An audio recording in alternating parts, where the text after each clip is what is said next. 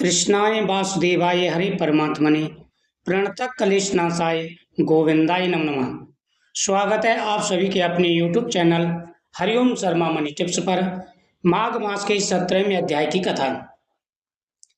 अप्सरा कहने लगी कि हे राक्षस, वह ब्राह्मण कहने लगा कि इंद्र इस प्रकार अपनी अमरावतीपुरी को गया हो सो हे कल्याणी, तुम भी देवताओं से सेवा किए जाने वाले प्रयाग में माघ मास में स्नान करने से निष्पाप होकर स्वर्ग में जाओगी।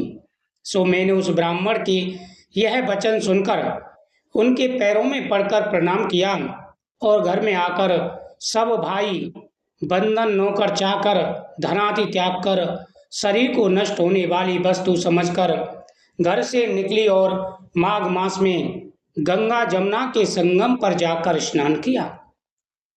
सोहेन निशाचर, 3 दिन के स्नान से मेरे सब पाप नष्ट हो गए और 27 दिन के बाद पुण्य से मैं देवता हो गई और पार्वती जी की सखी होकर सुख से निवास करती हूँ।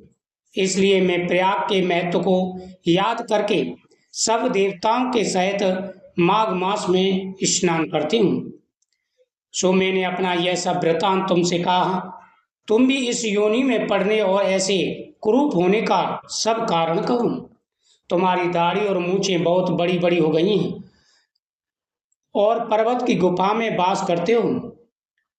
राक्षस कहने लगा कि हे भद्रे, सज्जनों से गुप्त बात कहने में कोई हानि नहीं होती। मुझको अब कोई संशय नहीं रहा, मेरा उद्धार तुमसे ही होगा।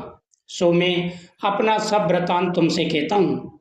मैं काशी में वेदों का ज्ञाता था और बड़े उच्च कुल के ब्राह्मण के घर में जन्म लिया था। मैंने राजा, पापी, शूद्र तथा वैश्यों से अनेक प्रकार के दान लिए। मैंने दान लेने में चांडाल को भी नहीं छोड़ा। उस जन्म से मैंने कोई भी धर्म नहीं किया, वही पर मृत्यु को प्राप्त हो गया। तीर्थ स्थान पर मरने के कारण नरक में नहीं गया। पहले 2 बार गिद्ध योनि में, 3 बार व्याघ्र की योनि में, यानी जब मेरी मृत्यु हो गई फिर उसके बाद में मैं लख 84 योनि में गया। पहले मैं गिद्ध की योनि में गया, 2 बार गिद्ध की योनि मैंने भोगी।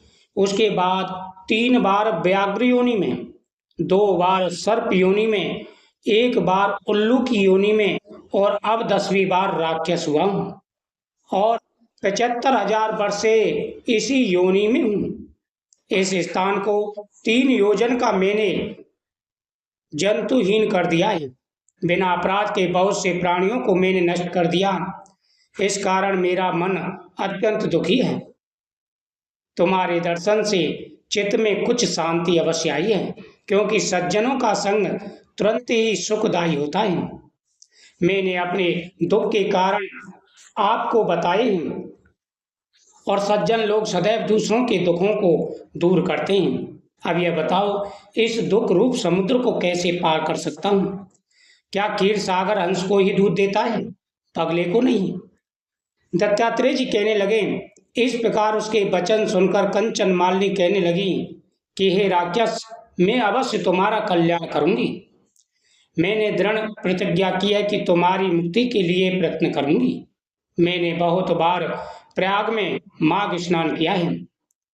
वेद जानने वाले ऋषियों ने दुखी को दान देने की प्रशंसा की है।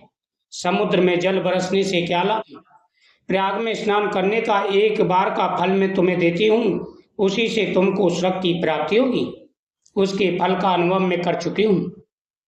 तब उस अप्सरा ने अपने गीले वस्त्र का जल निचोड़कर जल को हाथ में लेकर माघ स्नान के फल को उस राक्षस को अर्पण किया।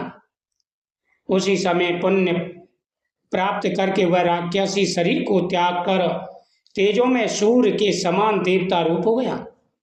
आकाश में विमान पर चढ़कर अपनी कांति से चारों दिशाओं को प्रकाशित करता हुआ कांचन मालिनी की प्रशंसा करता हुआ शोभायमान हुआ और कहने लगा कि ईश्वर ही जानता है तुमने कितना बड़ा उपकार किया है। तुमने कितना बड़ा परोपकार किया है।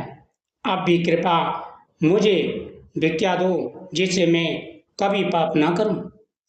अब मैं तुम्हारी आज्ञा पाकर स्वर्ग में जाऊंगा। तब कंचन माली ने कहा कि सदैव धर्म की सेवा करो, काम रूपी शत्रु को जीतो, दूसरों के गुण तथा दोषों का वर्णन मत करो, शिव और वासुदेव का पूजन करो, इस देह का मोह मत करो, पत्नी पुत्र धनादि की ममता त्याग कर सत्य बोलो, वैराग्य भाव धारण कर योगी बनो। मैंने तुमसे यह धर्म के लक्षण कहे हैं। अब तुम देवता रूप होकर शीघ्र ही स्वर्ग को जाओ। दत्तात्रेय जी कहने लगे कि इस प्रकार गंधर्वों से सेवित वह राक्षस कांचन माली को नमस्कार करके स्वर्ग को गया और देव कन्याओं ने वहां आकर कंचन माली पर पुष्पों की वर्षा की और प्रेम पूर्वक कहा कि भद्रे, तुमने राक्षस का उद्धार किया। इस दुष्ट के डर से कोई भी इस वन में प्रवेश नहीं करता था। अब हम निडर होकर विचरेंगे। इस प्रकार कांचन माली राक्षस का उद्धार करके प्रेम पूर्वक देव कन्याओं से क्रीड़ा करते हुए शिवलोक को चली गई। इति श्री पद्म पुराण अंतर्गत सप्तदशोध्याय समाप्त हुआ। ओम नमो भगवते वासुदेवाय नमः।